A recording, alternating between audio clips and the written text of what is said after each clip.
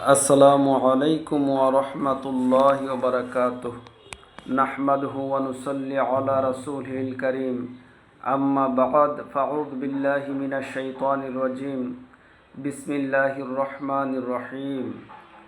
আমার আল্লাহ তাআলা বলেন, আয-যানিয়াতু ওয়াজ-যানি, ব্যভিচারিণী নারী, ব্যভিচারী পুরুষ যারা জেনা ব্যভিচার করে, ফাজলিদু কুল্লা ওয়াহিদিম মিনহুমা, তাদের প্রত্যেককে বেত্রাঘাত করো, মিআতা জালদা, 100 করে। ওয়ালা তাখুযুকুম বিহিমা রাফাতুন, তাদের প্রতি যেন তোমাদের মনে দয়ার উদ্রেক না হয়, মায়ার উদ্রেক না হয়, ভালোবাসার উদ্রেক না হয়, ফি দীনিল্লাহ, আল্লাহর বিধান কার্যকর করলে, আল্লাহর বিধান প্রতিফলনে। ইন কুনতুম তুমিনুনা বিল্লাহ, যদি তোমরা আল্লাহর প্রতি বিশ্বাসী হয়ে থাকো, ওয়াল ইয়াউমিল আখিরি, এবং পরকালের প্রতি, ওয়াল ইয়াশহাদ আযাবাহুমা, তাদের শাস্তি যেন প্রত্যক্ষ করে, তাইফাতুম মিনাল মুমিনিন, মুসলমানদের একটি দল। যারা নারী পুরুষ জেনায় ব্যভিচারে লিপ্ত হয় তাদেরকে 100 বেত্রাঘাত করার কথা আল্লাহ বলে দিয়েছেন। আর তাদেরকে শাস্তি দিতে আমাদের মনে যেন দয়ার উদ্রেক না হয়, মায়ার উদ্রেক না হয়। যে শাস্তি তাদের প্রাপ্য ওই শাস্তি তাদেরকে দিতে হবে, তার মধ্যে কম বেশি করা যাবে না। এটা আল্লাহর বিধান, আল্লাহর আইন, এটা ইসলামী রাষ্ট্রের বা মুসলমানদের উপর ফরজ এই শাস্তিটা দেওয়া।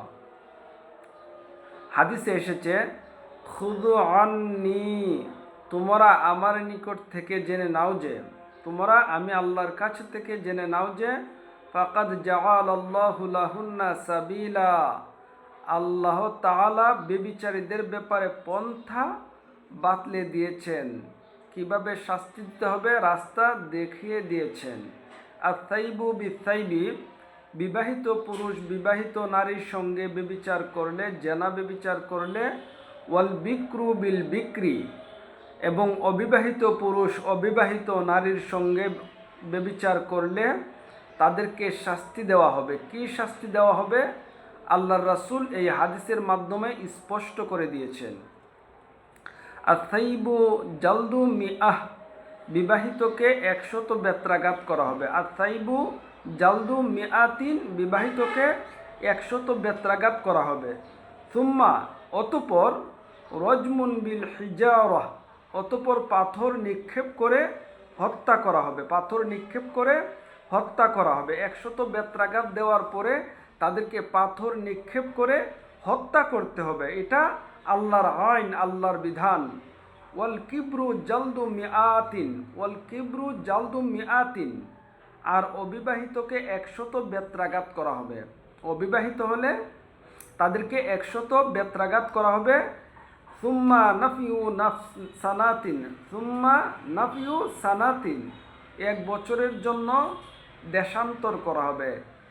100 বেত্রাঘাত তো করা হবেই, পাশাপাশি তাদের শাস্তি 1 বছরের জন্য দেশান্তর করা হবে। বিবাহিত হলে 100 দুররা দিয়ে প্রকাশ্যে পাথর মেরে হত্যা করতে হবে, আর অবিবাহিত হলে 100 বেত্রাঘাত করতে হবে এবং 1 বছরের জন্য দেশান্তর বা জেলবন্দি করে রাখতে হবে।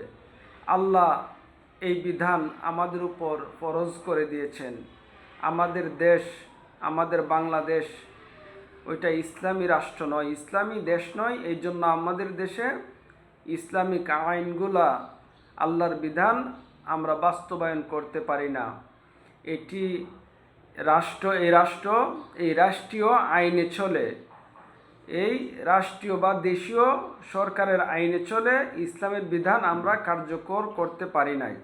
আল্লাহ যেন সমস্ত নারী পুরুষদেরকে, মুসলমান নারী পুরুষ সকলকে যেন এই জেনা ব্যভিচার, এই কঠিন পাপ থেকে বাঁচিয়ে রাখেন। আমরা যেন এই কঠিন পাপ থেকে বাঁচিয়ে থাকতে পারি। আমরা যেন কোনোদিনও জেনা ব্যভিচার না করি।